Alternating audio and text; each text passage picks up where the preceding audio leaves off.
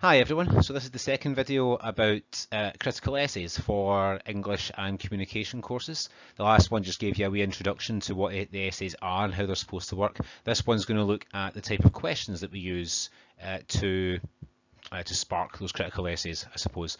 So what I'm going to show you are some examples of some National 5 and some higher critical essay questions. Those of you who are doing the communication and literature course, so that's the access classes and the swap classes, we will be using the higher English questions at any point when we do assessments, or at least modified versions of them, so there aren't separate ones for your courses. But if you watch this, then the higher English level is the sort of area that you're going to be aiming at.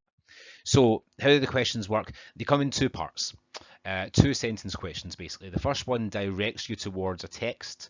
The second one instructs you on what to do with that. So as you'll see in the examples, sentence one is basically telling you what the criteria is, or what the criteria are for the text that you are going to choose for that question. So there aren't questions for individual poems or stories or things like that. There are generic questions for poetry, and the same for the other sections too. And that first sentence is the one that you use to decide, well, am I going to write this essay based on, this poem or that one, or this short story or that novel, for example. The second sentence then, once you've kind of done that, tells you what you're supposed to do in order to fully answer this specific essay question. Think about it that way. So here's some examples for you.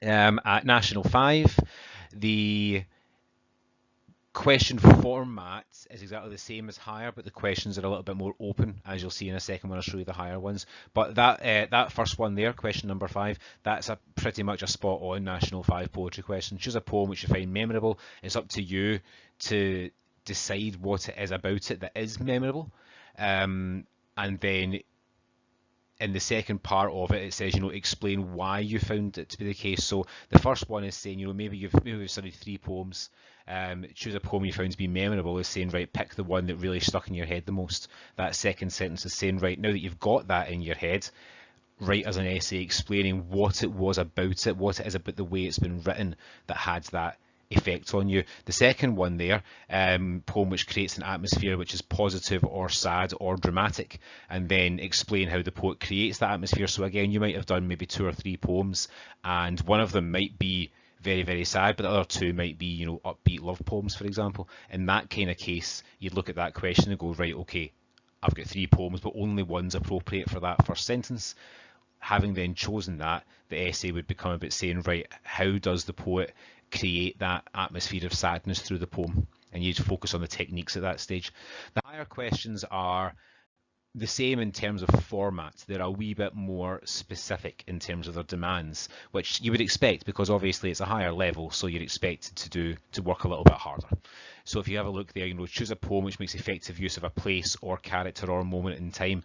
Again, you might have done several poems and 1 or 2 of them that might apply to, but some of them it might not. So the first sentence is always about filtering out options and deciding what text you're going to use.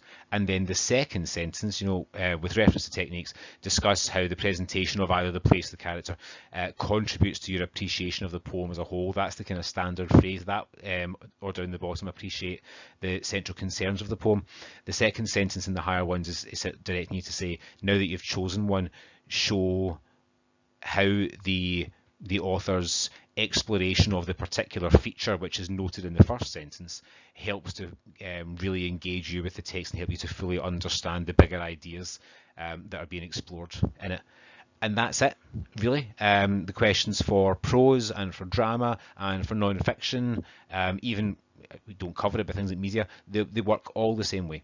First sentence is about filtering down and choosing which text you're going to use, and that then lets you focus on the second sentence and make sure you're actually answering the specifics of the question, which you do by going into detail about the way in which the author has used language to achieve particular effects in the mind of the reader.